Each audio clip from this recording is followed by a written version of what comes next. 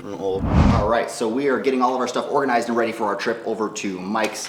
It's the day before and we're just piling everything in the car. But first, I gotta give a huge thank you to the sponsorship of this video. That's gonna be Danger Close Armament. If you're not familiar with Danger Close Armament, they basically do a whole laundry list of custom work to firearms. They have 2-week turnarounds for their slide machining. That is unheard of, 2-week turnarounds for that. And then $100 optic cuts if you want to throw a red dot on your pistol. And they also do slide coatings for 25 bucks. They sell things like parts and accessories and full builds. And they're veteran owned and operated good guys, so I would check them out. Guys, huge thank you to Danger Close Armament for supporting our channel. And our guys on my team would absolutely strangle me if I did not give a plug to our product, which is this just released Battle Bottle 2.0. It's been out of stock for like a year, and the reason is because we're revamping the whole thing. It's now steel, 2 liters, comes with a nylon sleeve with custom pouches for your phone, your keys, your wallet, things like that. It's got a paracord grab handle, everything you need so you can stay hydrated anywhere, whether you're going to the gym or outdoors. And it comes in 2 patterns. We've got camo patterns right here that you want. They're going to be out of stock soon, so if you do want to support us or you do need to hold yourself accountable to stay hydrated, head to ironfiddle.com and pick some up. But now we're going to head over to Mike's.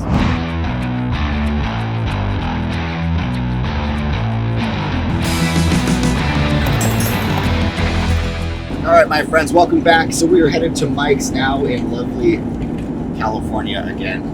I already know that's going to trigger a ton of comments about people hating on California. I don't blame you, I hate it as well. But we're heading to Mike's, and we got a little bit early start on the day, so we're going to be rolling in there and kind of sneaking back to the back of the range. Hopefully he recognizes his Jeep if he sees us and he doesn't think we're just some randoms rolling up onto his property, because I don't think that would look very good.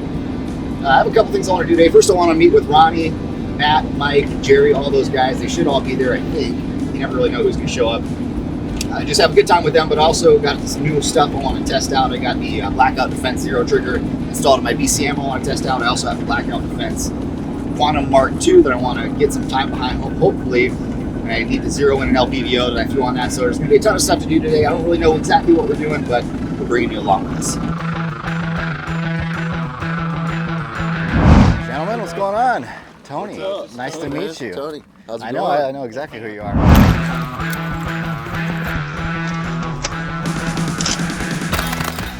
It's nice to meet you. Mike told me you were coming out. I was like, holy shit. Hell yeah. Yeah, man. Freaking little incursion into the hell yes. communist regime out here. What's up, brother? Good, man. Good. Hi, how are you? I'm doing well, thank you. Been crushing it on Instagram. I'll watch your stuff. I've been busy, dude. Have you? It's been a good time, though. It's been a good ride the last few months.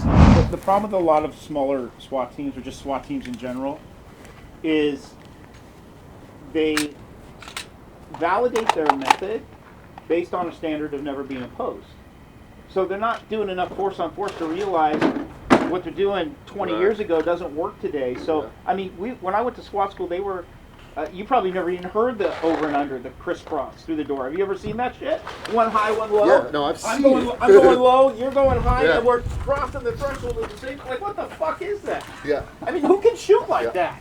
And the minute I get shot crossing the door, I'm going to stand up. I take him completely out of the equation. We're now got 2 bodies in the door. Just testing force on force. It doesn't work. I started, so when I got out of the Army, I got in 05 and I came back in Guard, the first thing I did was go to SFOP as a student. And they were teaching step center in the doorway and then button. And I was like, guys. Whoa, the way your students, you might not be telling them this, the way your students are doing it is kind of like, surprise, go away. I'm like, you're going to get killed doing that. Just wrap the door one side or the other. Start here, go there. Get away from the door. Because if you're up against the wall, bullets come through walls. Stay away from that. Right? Like, and then I showed them this other crazy thing. If we go in and hit our points of domination, we now have basically a half moon looking in that next room. Have someone go open that door if it's closed. And from those points of dominations, we have all kinds of angles into that next room. Most of the room is cleared. One guy wraps the door, we all go in. There's nothing in the next room worth dying over. Don't be in a hurry to go die. You know, like, let's just keep it simple. All that crisscrossing and high lows and touch points on the walls and all. Like, overcomplicating things. Yeah.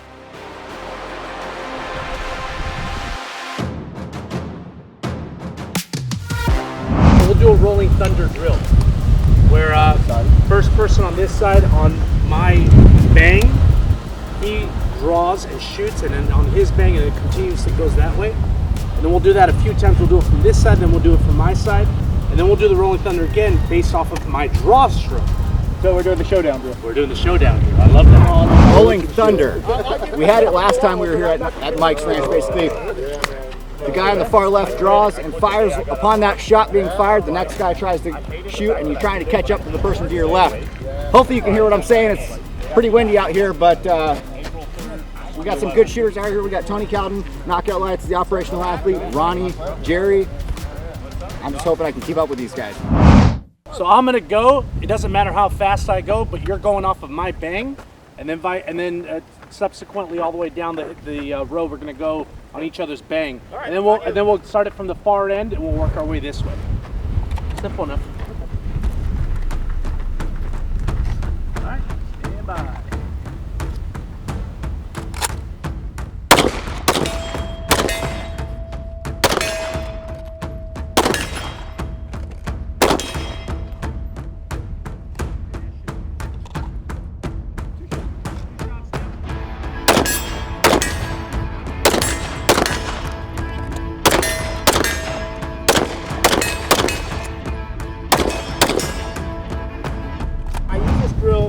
In my classes,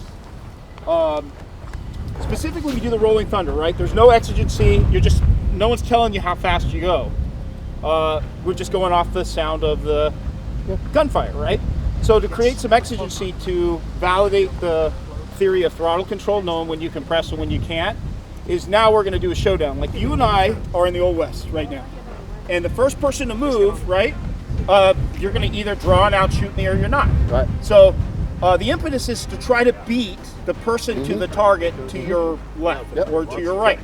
And then what we see is 100% success on the first drill and about 20% success on the other one because they're letting an extraneous factor dictate the trigger press, right? So that's the theory behind the drill.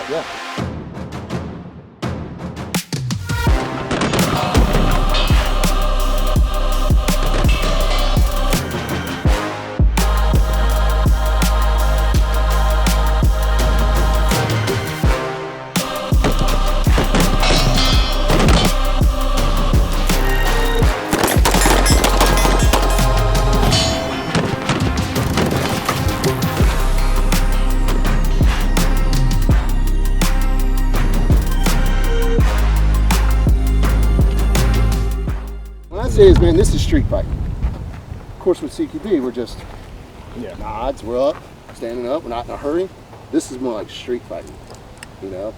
And if you go from vehicle to vehicle, what it's going to allow you to do is, let's say I was running from engine block to engine block, down the street, on a sidewalk, shitheads on the street, right? I leave that position, and as I come into the next position, I'm more ready to shoot sooner. Well, how's that a bad thing in a real fight? Right. You know? Yeah. Well, we tend not to work on footwork in tactical world because it's not something most guys are even going to bother with anyway. If you enter a room and you apply the same fundamentals that you've been doing with competition shooting, you're probably going to come out on top against, you know, an average to below average adversary. Yeah. Because that's who we're going to encounter. We're very unlikely that we encounter a JJ Burkaza inside of a house. Right. That would be really bad news for us. Right. Typically, we're going to engage somebody who has zero idea about fundamentals, even how to hold a gun, any knowledge of firearms. So if we can apply all those fundamentals, the moving, the shooting, all that stuff in a tactical environment, that's all that's going to do is make us exponentially better. Here transitions, right? I was taught, and you guys have probably heard this terminology, you shoot a target and drive your gun to the next target. JJ said, let me show you how to do it faster. Instead of driving the gun to the next target, 90-10. get it off that target so it gets on that target sooner. Like, wait, what? So in other words, as soon as you get the click or the pop of pow, move the gun, rip it off. Make the initial movement faster instead of drive, which makes us over push, changes our body balance, right? Well, I walk into, I clear my corner, there's a bad guy, wham, wham, I jerk it off, rip it off, and get on the next guy. Well, yeah, that's a technique that works in competitions that'll work in multiple threat environments, you know? And the cool thing is it translates to accuracy on the second target. How does that a bad thing in a threatening situation, right? Yeah, I don't know, man. I think what happens is it really does boil down to two things, ego and ignorance. Ego, ignorance, huge. Arrogance.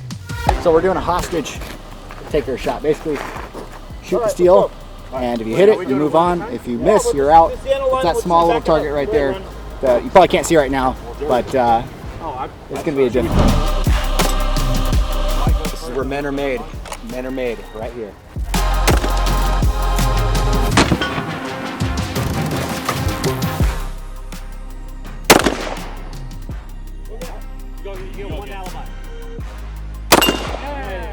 Alibi worth it. All right.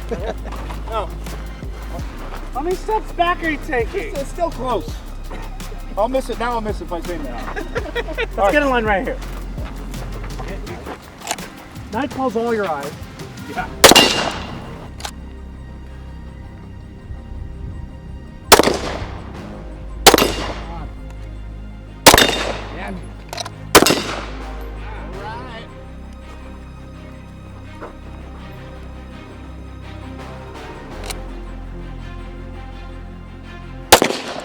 Where'd that go? Outline. There you go.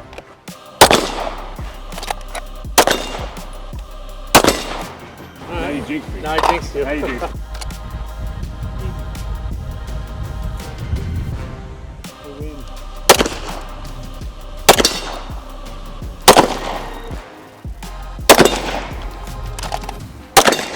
Fucking Ronnie, that's an outfit, bro. Damn it, Ronnie. Every dog. Ah, there you go, good. I mean, that's all at 30 yards at least. This is more than 30. Yeah.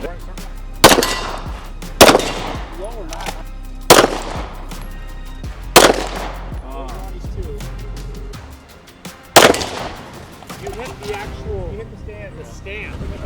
Ah. Still counts. Did I hit it? With the wind, yeah. Fuck yeah. All right. So now you're caught up on missing. I'm ready. That wind really picked up for you And too. it was blowing me over.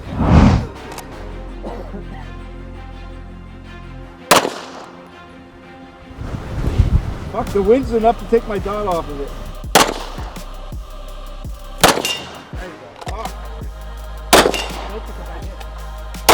Ah, there you go, baby. There you go. Last one over here. Yeah, about 50 yards. We got a target that's like this big. About 3-inch circle. Yeah, 3 inches. Was it 3 or 4? I can't really see. That's 3 or 4 inches. We'll say 3 inches because that sounds better. But it's Yeah, it small sounds either way way. That was wood. There you go. Yeah, 3-inch circle or 4-inch circle? No, it's definitely not a circle. I can't really see it that. I can't really perceive the target. He's really good when it comes to measuring 4 inches. Oh, yeah. 3 inches is enough, guys. In 3 inches girth, is Yeah, enough. sure. If it's 6, it'll take 2 measurements. I'll go from each side. My wife said 3 inches is plenty. Yeah.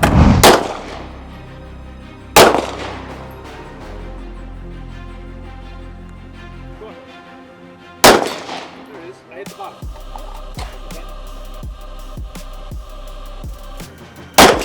First shot. That was fucking money.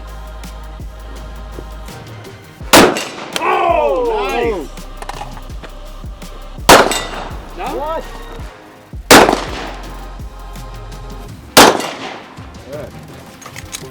You can do it. I don't know. I need my prescription here.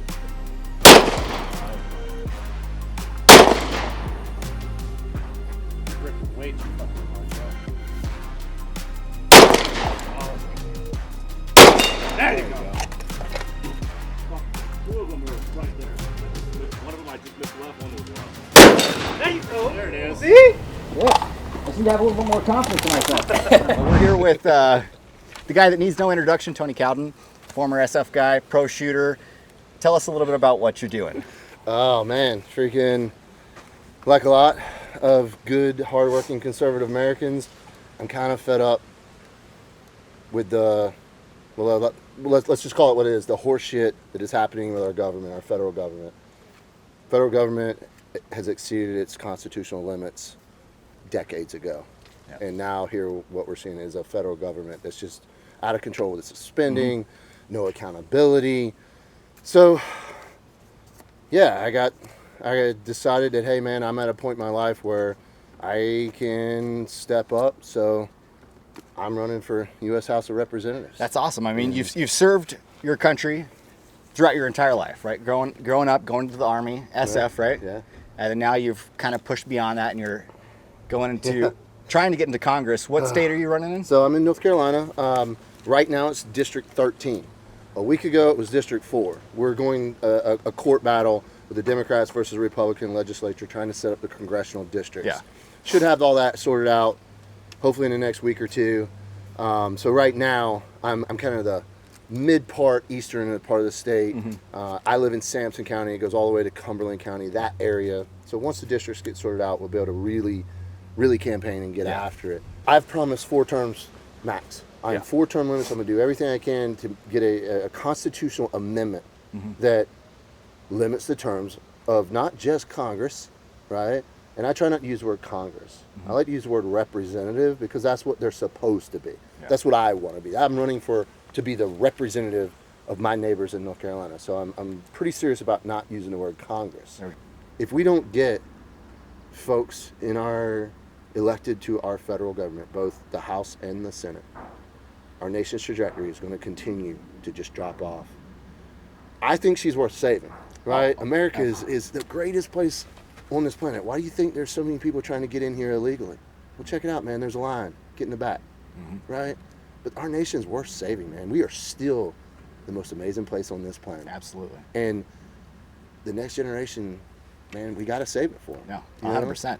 So Yeah. these are the type of guys, like I said, this is who we want to be electing. Guys who are pro-freedom, limited government, pro-2A, with military backgrounds for a lot of you guys, as you mentioned before. People who don't want the job but are taking the job because at this point we need guys like you in government. So where can people find you to help you with your cause? Yeah, I mean, that's the reality, right? You know, I hate asking for it, but campaign contributions, fundraising, it's the ugly part of this whole mess.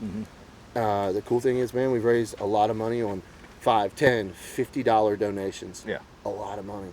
And that's meaningful. Why is it meaningful? Because that's sending a message to our government that the average everyday person who can only afford $10 and have never contributed to any other political campaign thinks that guys like me are worth it. Guys and gals like me.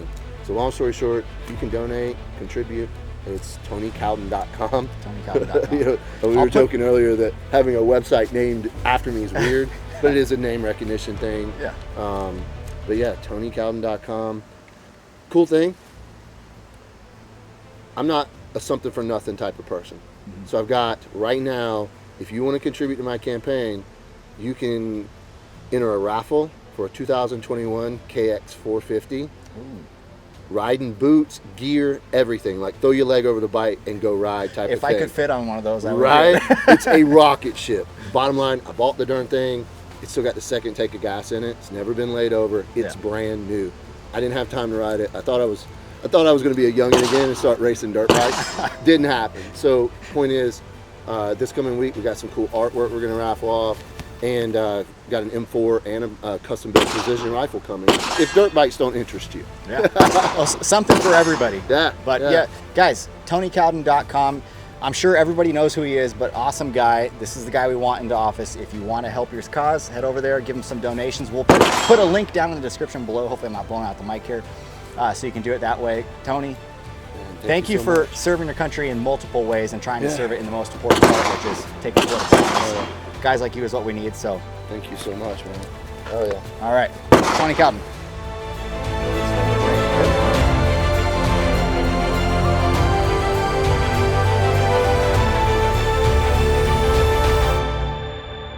Alright guys, so that wraps it up on today's video. If I can leave you with really anything, it's if you have these types of opportunities to go out and train with people who are better than you, guys like Tony Cowden, Knockoutlights, anybody like that, go out there and do it. You get to meet great people. You learn something. I learned a ton today from Tony. It was just an awesome time. Thank you guys for tuning in. I really do appreciate your guys' support. Hopefully you enjoyed the video as much as I enjoyed actually shooting it, and I'll see you in the next one.